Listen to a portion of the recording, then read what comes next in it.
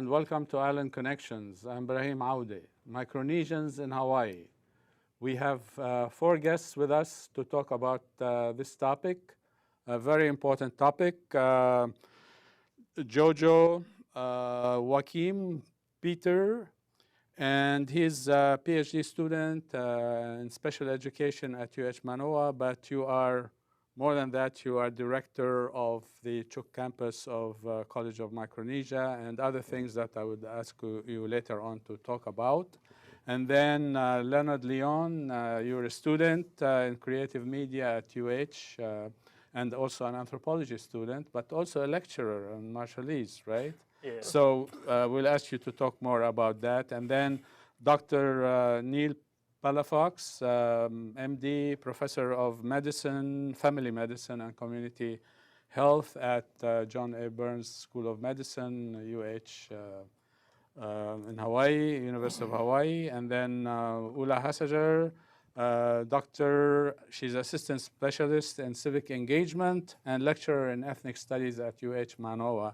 And she's a lot of other things too. Would like to also talk to you about all these kinds of activities you're engaged in. But before we start, why don't we go and say more about yourself and why is like Micronesians in Hawaii or Micronesia in particular is of special importance to you for obvious and non-obvious reasons perhaps. But we start with Jojo. Well, for obvious reasons, I am Micronesian. Yes. I lived here in Hawaii for 6 years prior to returning to Micronesia in the mid-90s. I did my master's degrees here at UH Mānoa. And around that time, there weren't that many Micronesians. As a matter of fact, we were so kind of like feeling homesick. Mm-hmm. And then I went back home for about 15 years where I work at the college. And then recently I just came back. But before I returned, I started hearing and reading online and in the newspaper and hearing from friends how the issue of Micronesian population here has sort of taken on kind of a unwanted attention and interest in the media and among policymakers. So I have family here, members here. A lot of my relatives are here. A lot of my family friends are also here. So recently I've decided to move back here to do a Ph.D. And when I returned here, I didn't really know the extent of the problem until I actually came back here. Mm-hmm. And I was very shocked, and that within that span of about 15 years, things have just sort of turned for the worse in terms of the relationship between Micronesians and the host community here. And it's been very ugly, to tell you the truth. And so that sort of motivates me to get involved. My idea was to come back here. I'm part of a cohort program in the special ed PhD program, and we're just focusing on our courses. And I decided I wasn't going to do that, anything else beside that. But I just cannot help but to be involved. Mm-hmm. That's here I am on your program. That's good. Ulla, you're not Micronesian, but neither am I, but how would you become involved with Micronesians? In which way you have been involved? I am teaching at Ethnic Studies, and over the last several years we have actually tried to develop a focus on Micronesians in Hawaii. So from an academic point of view, curriculum point of view, I am really interested in Micronesians in Hawaii. But more important, I think, is long-lasting friendships with Jojo. Leon, I'm very fortunate. He's working with me in civic engagement right now. He's a tremendous resource. And Neal Palafox is a wonderful source of knowledge. We did, in February on the 16th, a forum for people at at the university primarily, but also for people in the community that may be interested. And we're going to talk a little bit more about that in a minute. For that forum, we sort of established a tight group of people working together to improve the relationship between Micronesians and other ethnic groups in Hawaii. And that is tied in with my work with the community, civic engagement. It's tied in with research from faculty. So it's an issue that's a community issue and an academic issue at the same time. Yeah, and the conference on the 16th of February, right? Yeah. I was there for part of it for like a few hours. I was very well attended. Standing room only people. Yeah. So I'm glad that this interest is there because, in terms of discrimination, in terms of ethnic relations, inter-ethnic relations, etc., it is very important. And it's heartening to see like people are really interested in these kinds of things. And hopefully in this program, we will talk more about, Micronesians in Hawaii and what they face, what they are facing and all these. But Dr. Palafox, you've been active with Micronesians here and in Micronesia as well for quite a while. So could you tell us about your involvement and a bit more about yourself as well? Sure. I think when I was in medical school here at the John Burns School of Medicine, it was in the 70s. I was part of a program called the Imihola program, and many of the students in that program were from Tonga, American Samoa, they're Native Hawaiians, but there was a cadre of folks from Micronesia. And when I finished, I noticed none of them completed, not the year that I finished, but I got to be very good friends with them. So I told myself, because of what I heard from them about, Micronesian, where they lived, and even from Samoa and Tonga and other places, they spoke to me at depth about the issues down there, the health and education and so forth. So when I finished after medical school, I finished here. Then I went to UCLA for my internship and residency, but I told myself after that, I'm going to Micronesia. And I ended up through the United States Public Health Service in the Marshall Islands. And I initially was going to stay for 2 years. I stayed for 9.5 years. Mm-hmm. And during that time, I was working with the health department and the country on, with a lot of the health services, with the nuclear issues, the people who got affected by radiation. And they were just beginning to negotiate the compact. They were ending the trust. And so I got involved in pieces of that as well. And so I started understanding at the very core of what all this relationship was about. And then I came back and I did some work at Johns Hopkins and came back to the university. But since then, I've done multiple projects with nuclear testing, with vitamin E deficiency.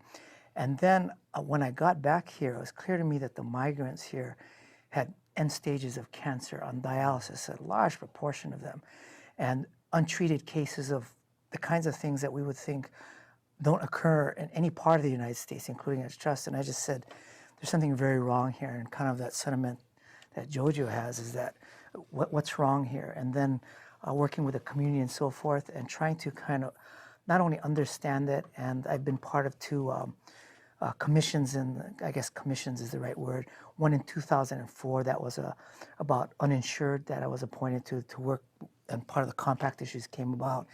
And then in 2008, part of the Lingle administration and the legislature at that time had a compact impact committee, and I was part of that. So it's a long story to say that lots of work that I do, and I still do that now. I fly out to Marshalls, Yap, just came back from Yap, going to the Marshalls pretty soon, go to Guam frequently as well, and Pohnpei and Chuuk, and work with those folks frequently on these very issues. Mm-hmm. Very good. And Leonard, could you tell us more about yourself and what your involvement with the community is? Well, I moved here last summer to attend UH.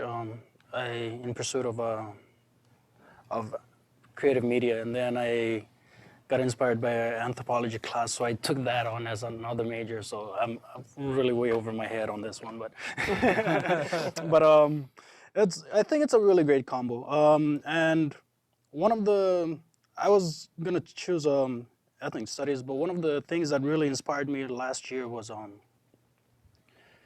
getting involved in Ulla's Dr. Hasager's class program, the service learning program, the ethnic studies, the service learning pathway, and you know, in most places that I go to, the first things that I always want to do is jump right in, right into the culture. You know, get to know my host, and that's what I did, and that's why I chose Mina, the Malama Ina Hupua, as my project.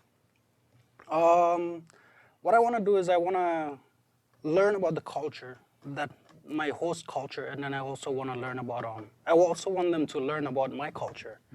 Kind of see, there are these issues that Dr. Palafox and Jojo or Joakim speaks of, but I think one of the other way that people don't really do is the mindset.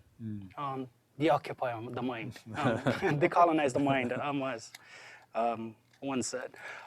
That's what I want to do is I want to let people see for themselves, you know, what the misconceptions are and stuff like that. They want the ones that don't really know but are just influenced by, you know, media or other people's, you know, perspective of Micronesians. Yeah. Well, I have a map of Micronesia, and then we would like to say something maybe about the politics of Micronesia. I mean, why do we have Micronesians in Hawaii, for instance? I mean, there must be a reason for that. So we will start with that one, and then we could then just have a discussion. I mean, why do we have Micronesians? Because I often hear, or sometimes hear that, well, why are they here? They are on like welfare or something like that. They should go home or something like that. Others are welcoming of the Micronesians as well. But I mean, I don't know. Jojo, you want to start by saying, I mean, what is all that about? Sure, I can provide a general overview of the historical backgrounds. Yes. And I invite my fellow guests here to jump in anytime. Yeah. You kind of started out by, I mean, you mentioned something like, and that's basically how everybody feels like, who are these people? Yeah. I mean, you cannot really pinpoint an island called Micronesia, but you know about Polynesia and Melanesia as well. So Micronesia must be, you know, this really obscure region, and in the mindset of a lot of people in the public here in Hawaii, and as well as the, you know, the general United States, is that, you know, Micronesians are really not that well known. And I remember giving a talk to one of my friend's class who teaches in ethnic studies as well, and I asked him, I said, do you know where Micronesia is? And they all look at each other, all the students say no. I said, well, that's funny, because we in Micronesia, we know everything about America. You know, we're so Americanized, we know everything there is about America. And that has to do with the large history, I mean, larger historical background, dating back from after World War II. Micronesia and the general area there has a unique colonial experience with colonizers, starting with Spain, 1521, when Magellan wandered into the Pacific and landed in Guam, of all places. That sort of started, like by 1668, they had established the colonies there, the Spanish set up their colonies there. And by 1893, when Spain lost the Spanish-American War, then Germany came in, and Germany lost World War II, and then Japan came in, and of course World War I. Then World War II, Japan lost to the United States, and the United States, among one of those experiences that the U.S. had during World War II, is it's sort of like it's a realistic. I mean, it's a realization of the military value of the place. But during the Spanish-American War, after the U.S. defeated Spain, one of the possessions that the U.S. took on was Guam. Then took it away from Spain. So Guam was a territory of the United States, sort of possession of the United States. Up until this day, it remains a territory of the United States. But the general area sort of went through all of that other colonial experience. Now, after World War II, the United States was, of course, keen on keeping the control of the islands because of the military lessons that they learned from World War II. And if you notice, if you remember the 2 bombs that they dropped on Hiroshima and Nagasaki, the United States sent a plane from Mariana Islands. And so the close proximity of those islands to Asia and Southeast Asia, or that general area, makes the island very valuable in terms of its strategic military value. Now, after World War II, because of the atomic bomb, the United States needed a place to test those atomic bombs. So they picked the Marshall Islands. Among other things that they were doing, like in Saipan, they were also training their CIA operatives to work in China. But in general, they just sort of like cordoned off the place, and they didn't allow any other country to come in. And that was enabled and made possible by the United Nations trusteeship program. But anyways, so during that period when, in the 1960s, when everybody in the world is moving towards self-determination and independence, the United States was beginning to feel a little bit uncomfortable, because at the same time when the U.S. is promoting democracy and decolonization everywhere else, it's sort of like doing exactly the opposite in Micronesia. So, but the Micronesians themselves, the young leaders that were engaging, the U.S. government at that point, were really pushing for independence. And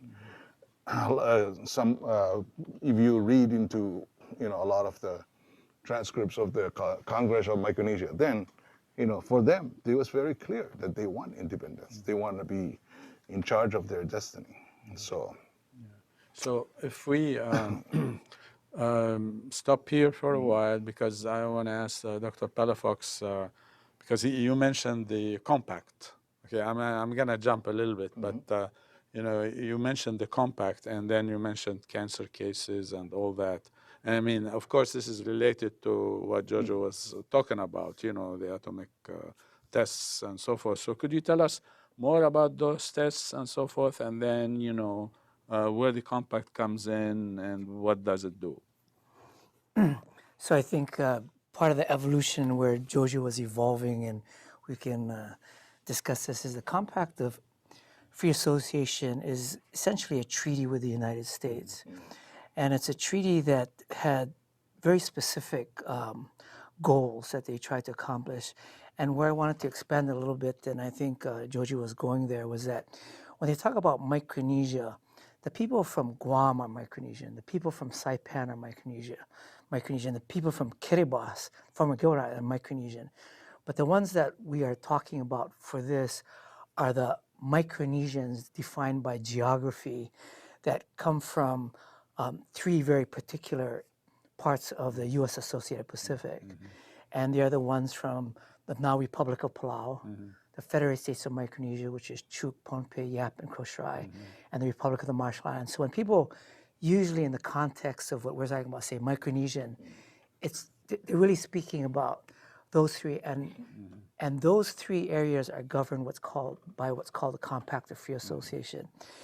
And Jojo was mentioning that some of the countries wanted to be independent, and so this was the attempt in creating that treaty. It was a treaty that says, okay, you want to be independent from the trust territory, then you're going to be defined by this thing called a compact. And the compact was designed to do 3 things.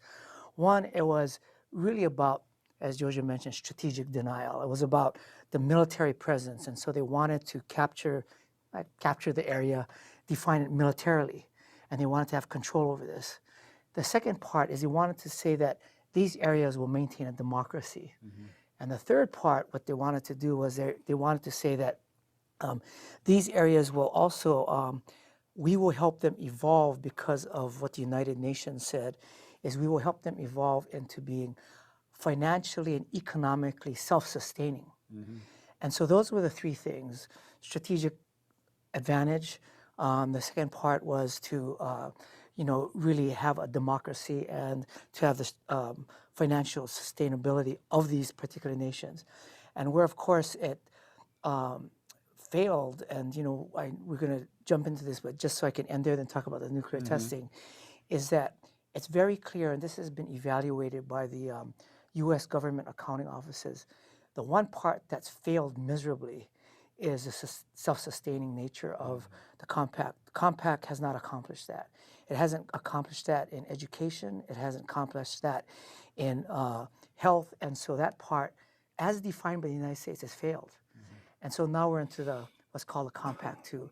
And then the democracy portion of things, people think in general there's stable democratic governments. And then the first part is strategic part. There's definitely that. There's military bases.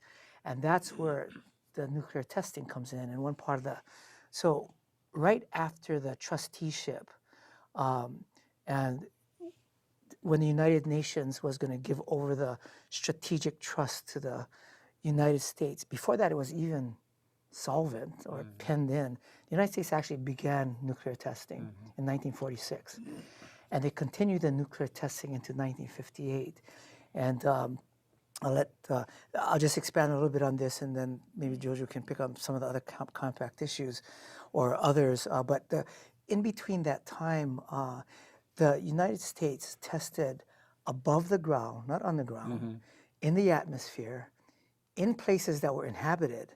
They moved people off from inhabited islands, and they tested an equivalent of 7,200 Hiroshima bombs. There were only 67 detonations, and there was possibly a 68th one, but these 67 represented 7,200 times the power of Hiroshima. So a tremendous amount of nuclear power went off in the atmosphere, land, contaminating a lot of different things, including people. And so that's one of the many issues that evolves. And when the compact folks are migrating, they're here. Part of it's because of a nuclear legacy. Part of it was one of the things the treaty said, and the quid pro quo is, you can use our islands for, military strategy and so forth. But the quid pro quo is that we can go back and forth at any time we want. We can live in the United States, work in the United States, achieve the benefits of being, permanent residents of the United States. And that was good to go. Then, there's a lot of things that happened in between. But I think I'll stop there and let other people jump into the historical perspective. I wanna ask Ulla, because you taught about Hawaii. I mean, you teach one course now, Hawaii and the Pacific. Yeah, right. And you taught it. I taught it before, etc. But the thing is that when you teach about that, well, what do you tell your students about the compact one, about the issues that Micronesians have here and why they have here? So what do you tell them, and how do you relate to it? I know you're teaching that class too, so the surprising part about it is that it's a 300 level undergraduate class at UH, and very often we get students that virtually know nothing about the Pacific. And of course, it's because the educational system here is directed towards the United States. So we start from the beginning and go into issues that are going on in the Pacific. And one of them is the nuclear testing, the trust territory, that whole history, colonial history, going from one nation to the other, controlling Pacific Island nations. I often include CNMI, though, in talking about Micronesia. What is that, CNMI? It's a Commonwealth of Northern Marianas. Islands. So it is related to the United States, and we also have American Samoa being actually a territory with two agreements with the United States. So there are more areas in the Pacific that's controlled by the United States. Yeah. It's interesting that the U.S. through the UN twisted the arms of the UN to get these trust agreements, and then later on move them into compacts with different areas in Micronesia. Yes. Yeah, as a matter of fact, among the in that trusteeship program that the United Nations had, among the 11 trusteeship programs, the Micronesia, or what they called in Trust Territory of the Pacific Island, was the only what they termed strategic trust. Yes. And the complication there is that any one of the other trusteeship programs, once they decided that they're going to vote for independence, they can go ahead and vote. But the Micronesian one has to go through the Security Council of the United Nations, where, of course, the United States holds one of those veto votes among the 5 permanent members of the Security Council. So even if Micronesians wanted independence and voted for independence, or and the other members of the Security Council, voted along with the Micronesian for independence, and the U.S. had that power to veto that. So it's sort of like a very complicated, thing. It looked like a simple, straightforward kind of an arrangement for decolonization, towards decolonization, but it really was not. No, because of the strategic Exactly. trust situation and the veto thing in the Right. Security Council. Of course, the U.S. would veto anything that's not in its own interest, and it's not in its own interest to give independence. I mean, to these areas in the Pacific, Micronesia, whether it is like Belau or the others, like FSM. And one of the reasons why Palafox, one came was it took nine times for them to vote, because the U.S. had that thing with the nuclear issue. Yeah, they kept And like Palau lowering the bar. And Palau's for nuclear-free doing constitution was not have anything to do with that. But yeah. anyways, if I just kind of touch on the compact a little bit, in spirit, if you look at it, I mean, ideally, the compact is an ideal treaty between the United States and the 3 freely associated states. It's an ideal treaty where the United States maintain its interest militarily, at the same time provide some financial assistance and some other assistance towards that goal, which of course Dr. Palafox mentioned that is not working out. But there are also certain leeways that Dr. Palafox mentioned. One of those is what we call the habitual residency clause in the compact. The other one is compact impact, and these 2 particular clauses has something to do with what we're discussing with the issue with Micronesians here in Hawaii. Because the habitual residency, basically any citizens of the freely associated states with their passport can come into the United States and can enter freely, and they can work and basically establish residency. That's what they meant by that, habitual residency, which means they can work. And of course, when you work, you pay taxes, you bring in your kids to go to school, and any other, but and we'll talk about the other complications later on.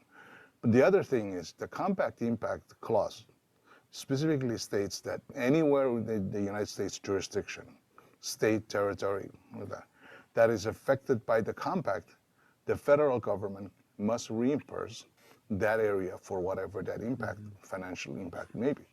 Yeah. So those are the kind of things that people talk about, but it's within the context of the compact of free association. I want to stop here. I want to ask Leonard, because you're here, right? I mean, how were you able to come over here and work and study and all that? It's because of those kinds of arrangements. Because of the compact, I'm able to come here, attend school, and at the same time, unlike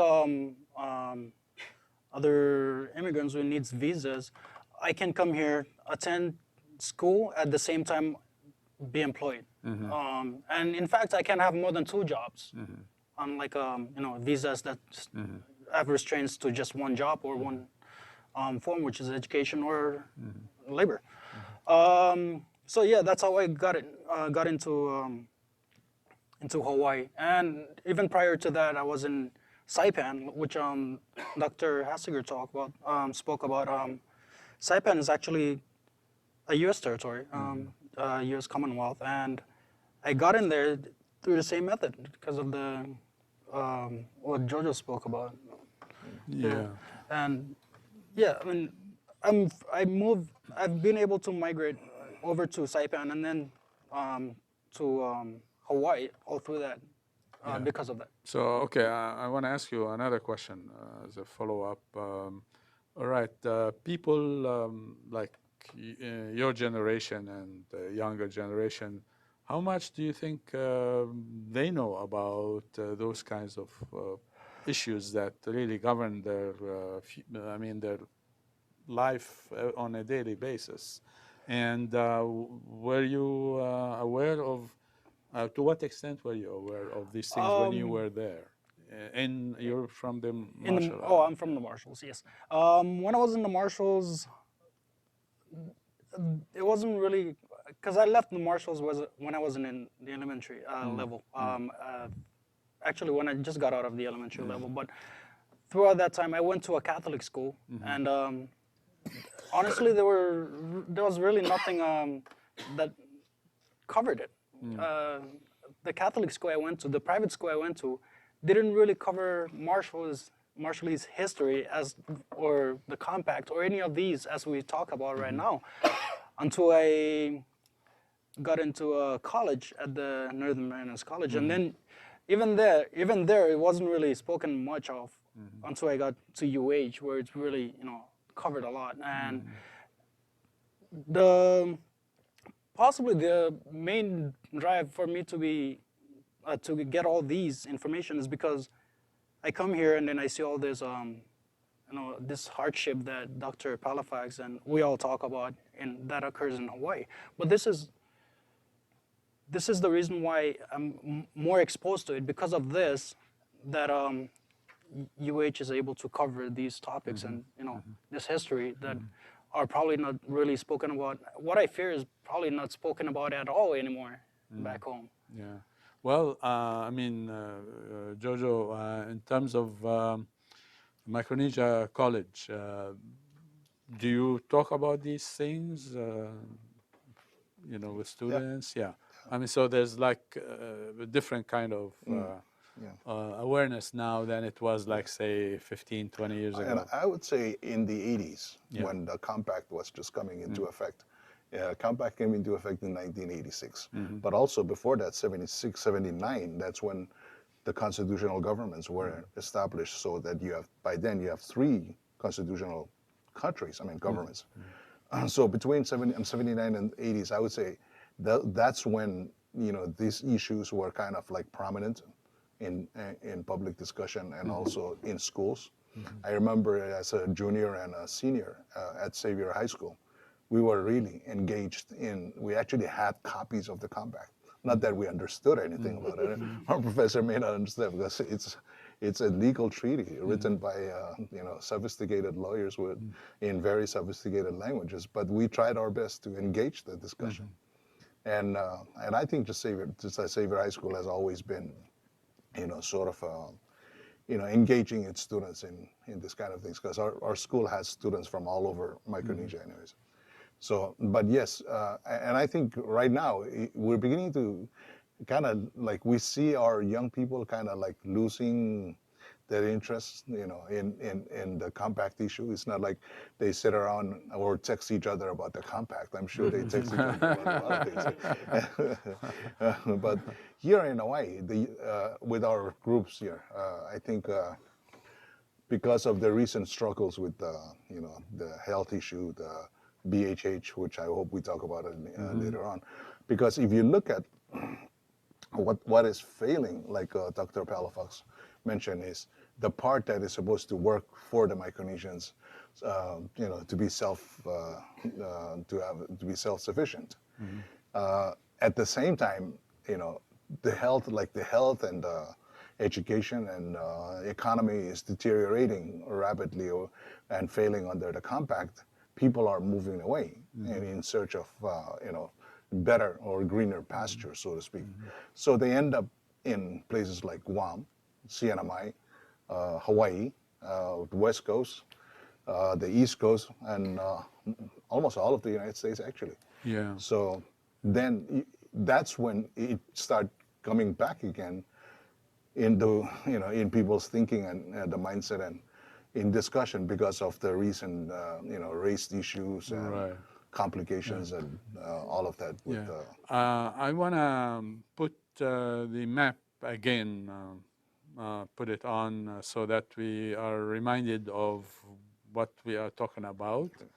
And maybe also say, like for instance, in terms of CNMI, Commonwealth of Northern Mariana Islands, how come not all of the Northern Marianas are, part of the CNMI? So that's one thing. Like I'm talking about Guam, for instance, right? Yeah. Okay, so could we say something about how these structures have come about? I mean, how come Palau is by itself, and then FSM, Yapchuk, Pompey and Koshe one, and then the others, like the Marshalls, and so how did they come about? Why not, for instance, Yap part of Palau or whatever, yeah. Well, we sort of, like you said, we talk about Micronesia as sort of like this whole thing that sort of exists in colonial imagination, so to speak. Yeah. But you also have to remember that these places have been, and it's a very diverse place. Mm-hmm. We're talking about 15 languages, and traditional engagement and interaction between the island was happening in the past, but at the same time, a lot of the colonial constructs and deconstruction of the place and sort of like compartmentalization, because a lot of the things that colonialism did in the center sort of make people stay in place and not move around, But it's interesting that you point out with, like, for example, the case with CNMI and Northern Marianas being CNMI and then Guam being a territory of the United States. That's in itself is a colonial, byproduct of colonial experience. And why isn't Northern Marianas with the rest of Micronesia, what is left of Micronesia now? Again, during the writing of the Constitution, when the Congress of Micronesia started pushing for the writing of the Constitution in 1975, by the time they were started writing, the United States started negotiating with the Mariana people. Say, listen, you guys have something that we need more so than those other people. So, the divide and get in there. The yes. Saipan people sort of like took that bait, and while all of that stuff was going on, they were already negotiating for the treaty. Yeah, Liam. Yeah. It's kind of funny that you kind of say, why is it? It used to be just the Mariana Islands. But when they split Guam away from it, it became the Northern Mariana Islands. Yeah. Because, the only difference is one island is in the south, and, the rest they want to be further precise. up. Americans like to be precise. State Department. Any comments on that? Yes, kind of how Jojo alluded to is when they were really talking about the compacts and so forth. They offered the former trust, which was actually made up of what we now know as CNMI, Commonwealth of Northern Marianas, Palau, Federal States of Micronesia, and Republic of the Marshall Islands. Actually, they were negotiating with the whole area as the Congress of Micronesia. And when they said, what do you want to be? They offered them independence, being a commonwealth, or remaining as a territory. CNMI said, we want to be a commonwealth, kind of like how Puerto Rico is a commonwealth. And the others said, we want to be independent. But each of them, because of their unique history, they either speak Marshallese or Palauan. So after Commonwealth broke off, actually the Marshall Islands said, because of the nuclear issue, we have something, so we're going to break off as one entity. Palau then broke off as another entity from the Congress of Micronesia.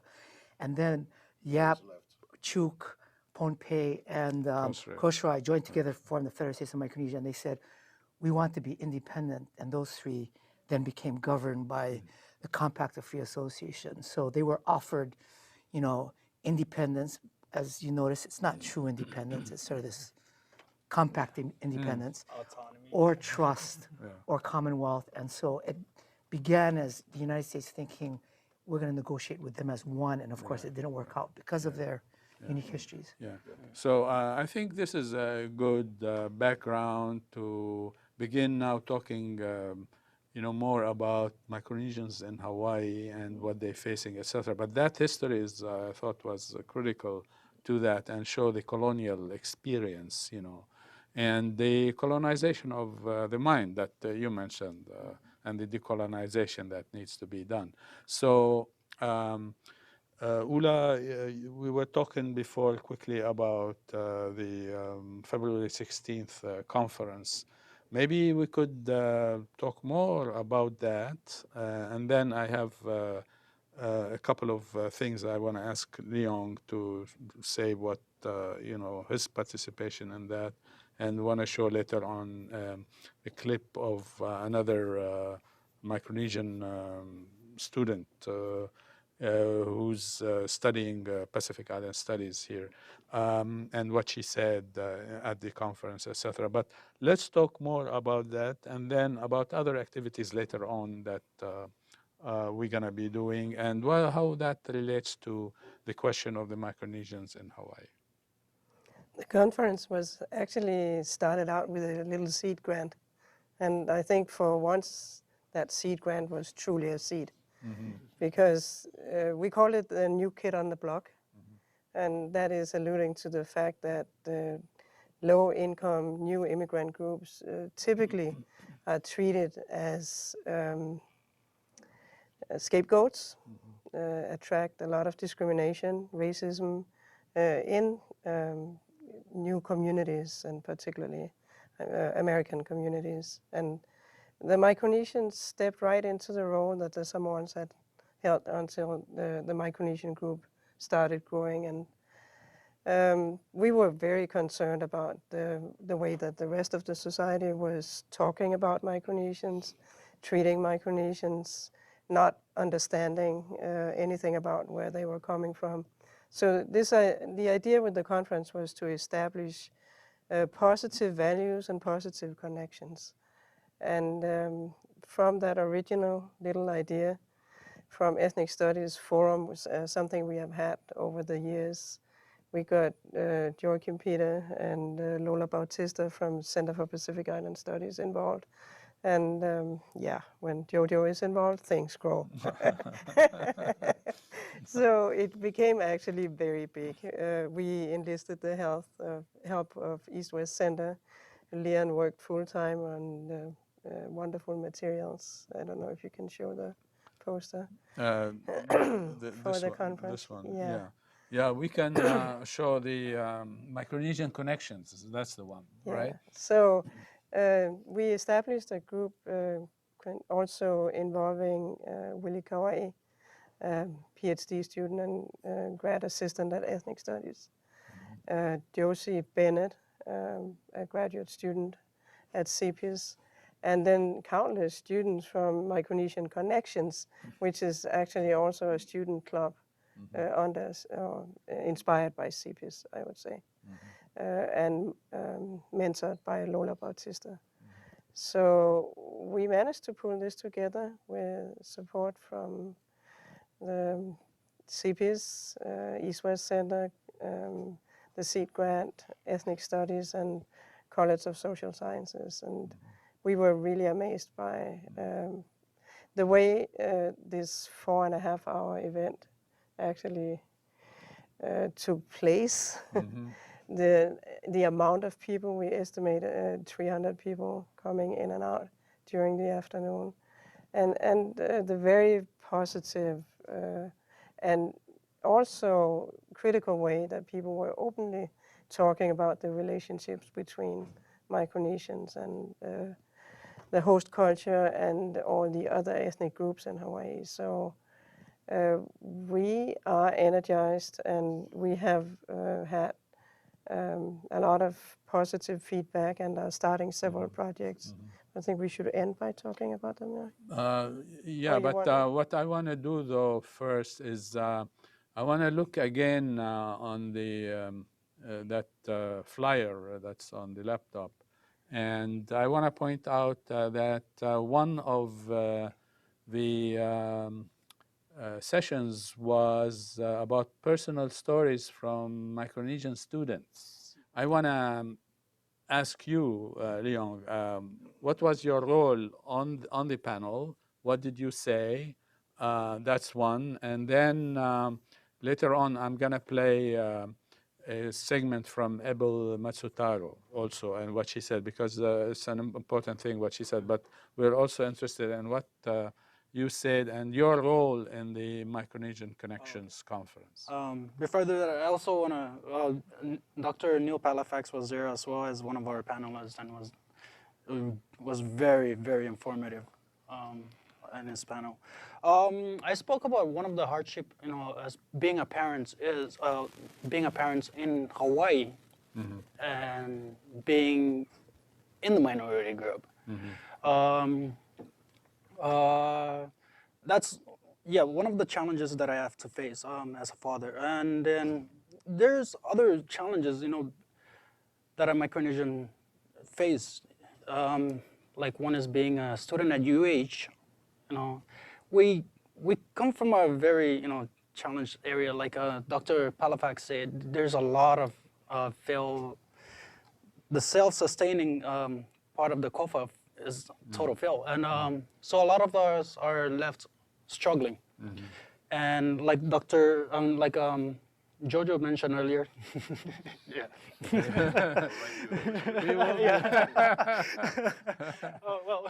like Jojo mentioned, he's gonna be a doctor real soon. Like Jojo mentioned earlier is see, I lost my chain of thought now. Is that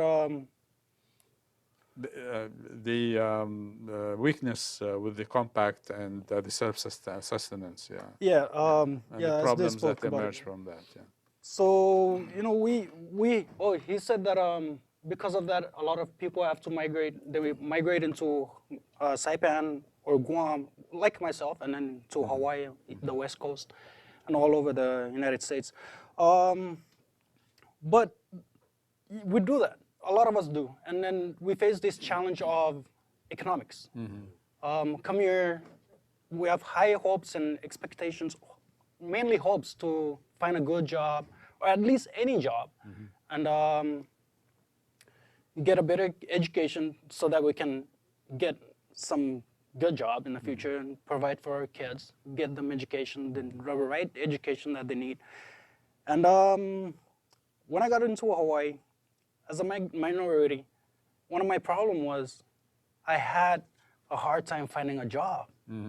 I did all the online, Simply Hire website, .com and all these, and then when it came to interview time, I go to it, and then after that, I don't get a call.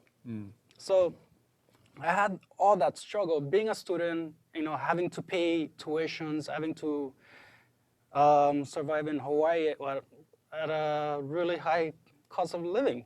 It's another challenge. So I get at least $1,600 apartment for 1 bedroom, because I gotta have a 1 bedroom because I have a family. $1,600 apartment, which is really hard to come by, $1,600. And I gotta go to school, I gotta be a father, and all these discrimination around me, making it really almost impossible for me to get a job. So there's all those buildups, and I constantly have to worry about, okay, am I gonna be able to continue my education next semester? I mean, am I gonna be able to keep my place and keep a roof over my head, and as well as for my kid? So there's all those, and then there's the identity issue where a lot of Micronesians come here, especially I see it a lot in our younger generations, is they come over, or even if they grew up here, they kind of deny themselves of being from Chuk, or of being from the Marshalls, or Ponape, or wherever within the Micronesia. I see a lot of that in the younger kids. And I worry for my son for my kids the worry I have is for my kids. I don't want them to I want them to be able to say, oh, I am from the Marshall Islands. My dad is from the Marshall Islands, and I'm really happy about that. Yeah, that's important. So I'm gonna go to Abel Matsutaro's clip and say what she says, and then we go to Dr. Palafox to talk about, what you said, at the conference as well in terms of Micronesian communities in Hawaii. I mean, just we still have several minutes. I was born and raised in Palau. I was there until my senior year in high school. I graduated in 2000 from Palau Mission Academy and moved from Palau to California, where my oldest sister is living, currently still living right now. And I attended a small school, Dominican University of California, in the Bay Area, and was there for about 4 years. Graduated from college, went back home for the summer, and started thinking, well, you know, I had an English degree. I was an English major in undergrad. And I thought I could do some things with it, but I kind of felt like maybe I needed more education to sort of feel like I could come home and do more.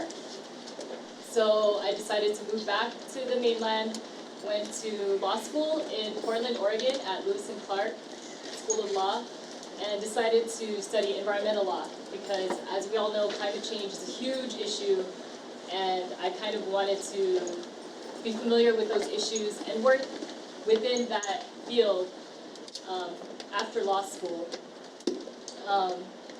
So that was a total of about 7 years that I was in the mainland, and I miss home a lot. Home was always there. I tried to save up and go home every 2 to 3 years when I could. But I felt this sort of tension going on, and that's the whole idea that I love about the tree and the canoe. Like, I was firmly rooted in home, and home was the reason why I left to begin with. But yet, there's so much need back home, and I kind of didn't know how to fulfill that need. And I also felt that I became so Americanized that I wasn't sure who I was anymore. So, going with the analogy of being a canoe, I decided to float over to UH Manoa and apply for the Pacific Island Studies program. And this was my own thinking, because everybody's like, why are you getting another degree? Why, you know, they always ask me that, back home and over here. And I really felt like, from my point of view, yes, I've been educated to a point where, of course, I could do a lot of good. I could help a lot of people. But at the same time, I'm very young, and I'm very aware that when I go home, I answer to my elders. I know they have their agendas there. I'm not sure what those agendas are because I've been gone, you know, I'd already been gone 4 or 5 years.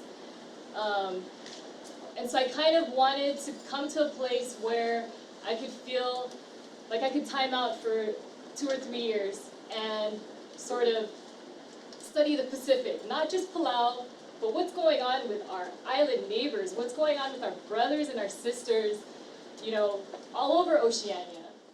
Yeah, so that was a nice thing. But what emerges from that seems to me is the question of discrimination, like what you talked about, and also a question of identity, but rootedness, you know, in Micronesia, etc., wherever you came from. We still have like maybe 2.5 minutes. And I'd like to ask you, Dr. Palafox, and then later on Jojo, about you know, Micronesian communities in Hawaii and what your opinion of that and what needs to be done, perhaps to counter some of those problems. So I guess quickly, part of the issue that's become a real flashpoint is the large consumption of healthcare dollars by the Micronesians, and of course, where it's rooted is the amount of money that the compact provided for these folks back in their home countries. And just as a visual is that in the United States, we spend about $8,000 per person per year for a U.S. citizen. We gave the compact nations, in, for instance, Chuuk and the Marshalls, less than $200 per person per year. And then on top of that, going forward, when the compacts were negotiated, when they came to Hawaii, because they could go back and forth, they were allowed to be on federal assistance, Medicaid. And in a stroke of a pen, they were made non-qualified aliens. And so we took away midstream that ability for them to be covered by Medicaid. And not only did we take away that ability, but it's forever. So an immigrant from the Philippines or Taiwan just has to wait 5 years and they can get on Medicaid. Compact citizens can't ever get on the way it's structured now. So what that put the states in a very peculiar predicament of funding all these folks coming over that the federal government was supposed to fund, and the state did that. And then, of course, what happens, the state runs out of money. And they're looking for the federal government to fund it, and the federal government says we can't. So the net effect is that the state can't pay, federal government can't pay, and who they're targeting is the Micronesians. They don't look back into the history and so forth. And when that comes out, not only are they targeting the Micronesians, and where we come in with the community aspect of it, is the data's flawed. And so when they present the data, how much the Micronesians actually spend and so forth, as Jojo mentioned, they pay taxes and so forth. That's not in the balance sheets. They just put all the negative aspects. It's a negative assets kind of model of these are all the problems. Nobody talks about the productivity. Yes. So the solution is, I believe, in a nutshell, is get the community involved. Even now, the federal, at the legislative level, at Congress, they're making solutions without getting the communities involved. The people who know how to solve it. They're talking about putting in dialysis machines back in the home country, all these, cut them off and everything. But it's a one-sided equation. But the true, again, I'll turn over to Jojo, the true thing is to let the Micronesians into the equation of solving the problem. Yeah, good. We have less than 2 minutes. I want to ask you, Jojo, about future projects that would pour into this kind of situation where we can improve the situation here, and what's happening currently. Well, I think any future projects or whatsoever we decided to move forward, I think what has to be first and foremost on our thinking is we have to broaden our awareness and interaction between sort of a balanced discussion on all levels, especially the community level, because where all of this racism is taking place and all of these ugly things that's taking place between, the Micronesian and other groups here. And I think there's a lot that needs to be done. We need to reach out to each other, and we need to educate ourselves about who we are. And like the Micronesian basketball tournaments going on right now, they have several other people coming into this. But the tournament actually was started as a way to pay for the lawsuit that when the PHH the case came up.